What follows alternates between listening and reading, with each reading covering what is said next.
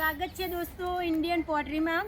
તો આજે હું તમને બતાવીશ કે જે અમે નાના માટલા બનાવીએ છીએ અને જે માટી અમે કટિંગ કરીને નીકાળીએ છીએ એ માટીને અમે ફરી ઉપયોગમાં લઈએ છીએ અને એને અમે તડકામાં સુકાવીને એને એક ધોકાથી એને ભૂકો કરવામાં આવે છે એકદમ નાનો અને પછી એને અમારે જે સામે તમને ટંકી દેખાતી હશે એ ટંકીની અંદર અમારે નાખીને પાણી મિક્સ કરીને એની રબડી બનાવવાની હોય છે અને રબડી બનાવ્યા પછી એને અમે જે ચોરસ તમને ખોના દેખાતા હશે એના અંદર અમારે કાઢવાની આવે છે। તો ચલો એ પણ હું તમને બતાવી દઉં છું।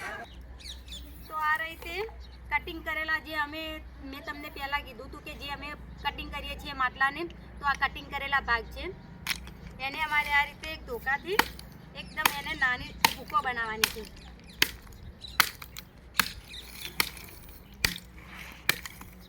જોઈ શકો છો સુકાયા પછી એકદમ આસાનીથી ભાગી જાય છે તે।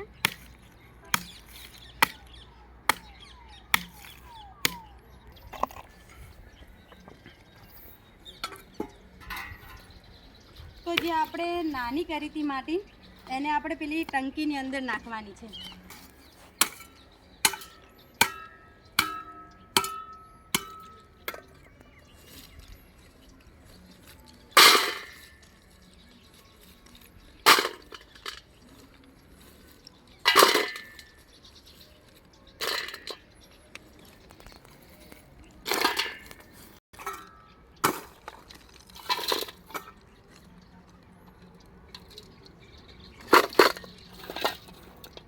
તો આપણે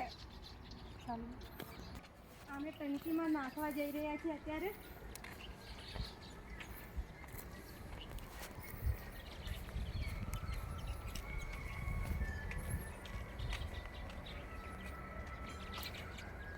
તો આ છે ટંકી, એની અંદર પહેલાંથી જ પાણી તો પડ્યું જ છે, આપણે એની અંદર ખાલી માટી જ નાખવાની છે। તો માટી નાખી દીધી છે, એને હવે આપણે પાવડાથી ડુઓ બનાવવાનો છે, એકદમ રબડી બનાવવાની છે। તો એને આ રીતે પાવડાથી રબડી બનાવવાની છે।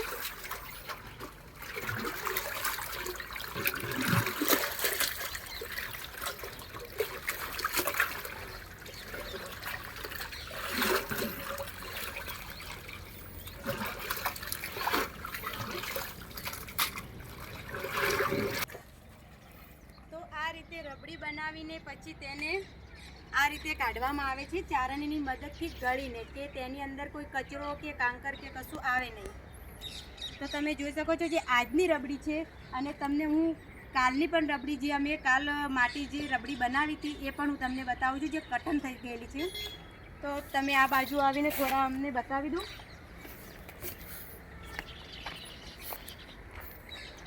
તો તમે જોઈ શકો છો આ થોડી કઠણ થઈ ગયેલી છે, આને હજુ પણ અમારે 2 દિવસ અહીંયા મૂકી રાખવાની છે।